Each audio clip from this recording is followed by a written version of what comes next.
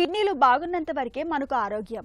ఏ కారణంగానైనా కిడ్నీలు దెబ్బతినడం మొదలైతే ఇన్ఫెక్షన్లు, వ్యాధుల ముప్పు పెరగడంతో పాటు మొత్తంగా ప్రాణాలకే ప్రమాదం ముంచుకొస్తుంది. అయితే కిడ్నీలు పాడవడం అనేది ఉన్నట్లుండి ఏమీ జరగదు. కిడ్నీలు దెబ్బతినడం అనేది ఏళ్ల తరబడి కొనసాగుతూ ఉంటుంది.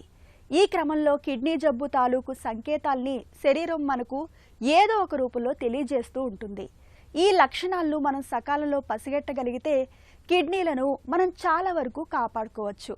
కిడ్నీ జబ్బుల్ని ముందుగానే పసిగట్టే పరీక్ష గురించి ఇప్పుడు తెలుసుకుందాం.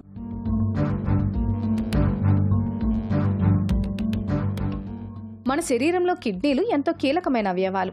రక్తాన్ని శుభ్రం చేయడం, వ్యర్థ పదార్థాలను మూత్రం ద్వారా బయటకు పంపించడం, అలాగే శరీరంలో నీరు, ఖనిజాల సమతుల్యతను కాపాడటం వంటి ముఖ్యమైన పనులు కిడ్నీలు నిర్వహిస్తాయి. అయితే కిడ్నీలు దెబ్బతింటున్నప్పుడు మొదట్లో పెద్దగా లక్షణాలు కనిపించవు. అందుకే కిడ్నీల పనితీరును తెలుసుకోవడానికి కిడ్నీ ఫంక్షన్ టెస్ట్ని చాలా ముఖ్యమైన పరీక్షగా చెప్తారు డాక్టర్లు.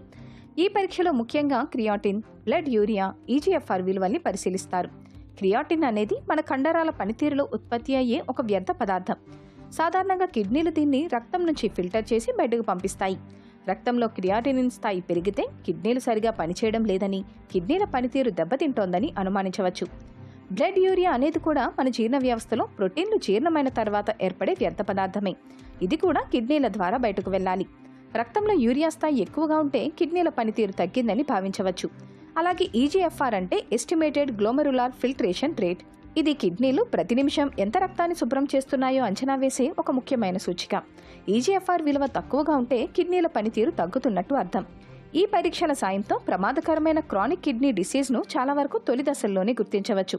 ఇప్పటికే షుగర్, బీపీతో బాధపడేవారు, తరచూ నొప్పి మందులు వాడేవారు, కుటుంబంలో కిడ్నీ సమస్యల చరిత్ర ఉన్నవారు ఈ పరీక్షలను క్రమం తప్పకుండా చేయించుకోవడం మంచిది. ఈ పరీక్షల సాయంతో కిడ్నీ జబ్బుల్ని ముందుగానే గుర్తించవచ్చు. సకాలంలో సరైన చికిత్స తీసుకోవచ్చు.